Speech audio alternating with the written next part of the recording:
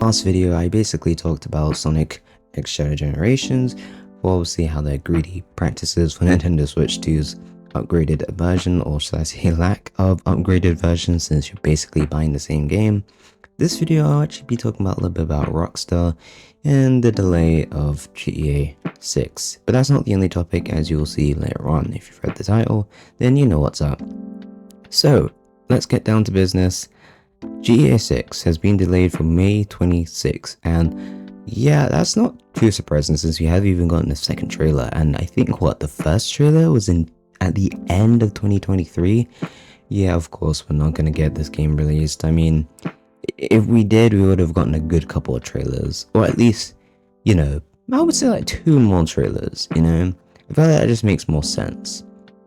But it doesn't seem like we're really getting any of that right now, so yeah, and some people think it's probably for Nintendo Switch 2.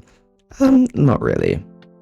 I just feel like it's very unlikely that they would go all this trouble just to delay it for Switch 2. Like, if you think about it, that's pretty wild, considering they've never really sold a mainline. Well, they have, obviously, it's San Andreas and stuff. But I mean, like a true, real, big game that's already out. Like, sort of like a new release. That's what I basically mean. So like around GTA 5's time, we didn't get any of that for Wii U or something, right? So it's not really the norm to put out there. And granted, yes, 150 million units sold for Nintendo Switch is definitely a good idea to probably put it on there. But obviously the Switch can't handle that, so you put it on the successor and that makes more sense. But at the same time, still, that's just pretty much stretching it. I don't think they're going all the way that, all that trouble just for that. I mean, again, I don't know, I don't really know what Rockstar's thinking, other than that, obviously, they delayed it for May 26th, so I don't really know what their plans are there, but considering that PC doesn't really get an in-time sort of launch, I'm not expecting like a day one launch for both PC and Switch. More likely PC, because, you need more platforms to sell your $100 pound game, It's kind of like, well, more helps, but hey, I don't know. It's entirely up to them, but I don't think it's really the Switch that's really involving this delay, and I just think it's just more stuff they need to refine before rushing out there, especially considering they want to make this a really good launch. But that's not what we're talking about just as for today. Like, we are talking about Rockstar, but that's not the main thing. It does kind of linger in, or kind of play into what we're talking about, which is generally about prices. More like game prices and how things are today in this modern age of society, of how we've kind of hit that norm where we can't really pay, well, some people can't really just pay for their groceries and stuff like that, or pay for little things. And video games are like, can you bust out your wallet and just pay for like 80 or 90, 100, and on top of that, 400 or something, or 500, 700 for a console. I mean, that's a low ask. That's what the gaming industry or gaming companies think, yeah. And it's so funny whenever, like, you see, obviously, recently Xbox done a price hike, obviously following the trend of Nintendo Switch, which, again, they're kind of just setting the standard, because reason why, at least for Nintendo, I'm saying, is that they're kind of just adjusting the price in the future sense, right? Whereas I feel like the others are kind of doing that, but also just kind of copying Nintendo. I don't know, that's just me. But again, yeah, Microsoft announced, or Phil Spencer really, I don't know, Xbox, yeah, I just feel like it's Phil Spencer's doing, but yeah, announced that obviously everything will be pretty much going up in price.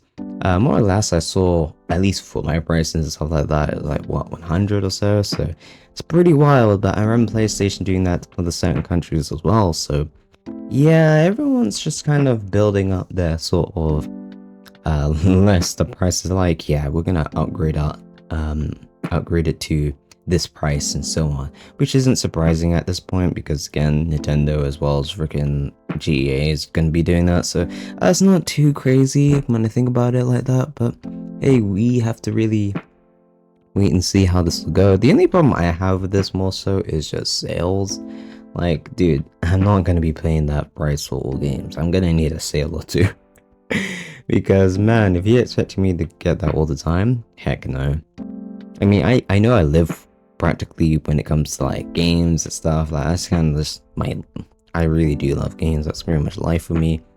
But nah, just doing stuff like that is pretty wild. But I guess it's not really. But um, anyways, going off the point of the actual topic, which is regarding these prices and overall the value these games have. And something kind of what Maximilian Dood touched upon in his recent video is about game prices and their value. Obviously, it was more talking about, I guess, more in fighting game sense, but obviously it does still apply to just a lot of games in general.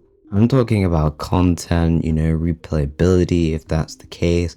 Like, for example, like I remember someone asking this question, like, would you pay 100 or so for a game? It just depends purely on the content and like how many times will I be coming back to this game. If you're saying that I'm only going to spend like 30 hours or so or something, it depends. Like again, if it's like that and it's probably 50 or so, okay, respectable. But if you're saying 100, a 30-hour experience and a one and done, you know, obviously, let's say, I don't know. I was kind of using this example in a sense of like Claire Obscura Expedition 33. I've heard that it's just 30 hours, which, you know, considering the price, which I think is 50, you know, you're going to be spending a lot of time probably leveling up and stuff like that. So for a JRPG, that's fine. Like a lot of these JRPGs, you're most likely gonna find value in what they're actually offering, unless you just don't like the game, which again, then it just feels like you just got scammed. Like for example, I don't know, maybe you bought like Trials in the Sky, it wasn't really up to your taste, or you bought Persona or Final Fantasy and it wasn't up to your taste or something like that. I'm just saying, I don't know, let's say a random entry of each of those franchises I just mentioned, and it just wasn't really up to your taste, and I don't blame you, because again, these prices are pretty big, and sometimes, don't get me wrong, you're not gonna get refunded with a lot of these things. Like some of them, I know Nintendo doesn't, I don't think, do any refunds. I don't know about Xbox or PlayStation. Steam, I think still does. Overall, I know them for doing refunds still, so it's fine. But anything like main consoles, nah, I don't think they do, and it's just like, it's a big ask. No, PlayStation does. I'm sorry, I forgot because of the incident last year with, what was it? What's that game called? Oh man, I forgot. Forgot what was that game? Anyway, it's a big ask no matter what. 100 or any of these prices are pretty big, and obviously, again, I want to, you know, clarify that I'm not really like completely shocked by these prices, some of them, for example, because I expected that. If you guys pretty much accepted that GTA 6 was going to be the norm, I'm not surprised that this was going to be the standard. But again, like anyone else, like any consumer of any kind of market, you do realize that you don't have to buy the game. If there's one game you don't like, you don't have to buy it. I'm just saying that now. That's pretty much what I kind of wanted to really get at with this video. You don't have to essentially pay for a game you don't like. It sounds really simple, but for some reason it's just, I don't know, a struggle for people, because some weird reason you see on Twitter and they're like, dude, you could just not buy the game. It's not that hard. I know some of them do it clickbait, but some of them are actually genuinely saying this. I'm like, it's just don't buy the game. You know, it's just that simple. And that's just me, okay? I just find it kind of baffling that some weird reason we just can't take this as a normal concept. Just, if you don't like it, don't pay for it. I mean, some people get it. It's just, some people, a lot of people I notice out there just don't get it. And that's what I'm really hinting at. Like any other game, you know, it doesn't matter whether they're AAA, indie, if they're not up to snuff for your taste or whatever, or content that they provide, you don't have to pay for it.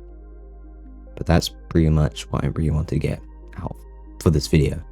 So if you guys do like what I said and all that stuff, make sure you subscribe to the channel to hear more thoughts that I, you know, think of and all that stuff, and as well as just little updates in the gaming space and so on and so forth.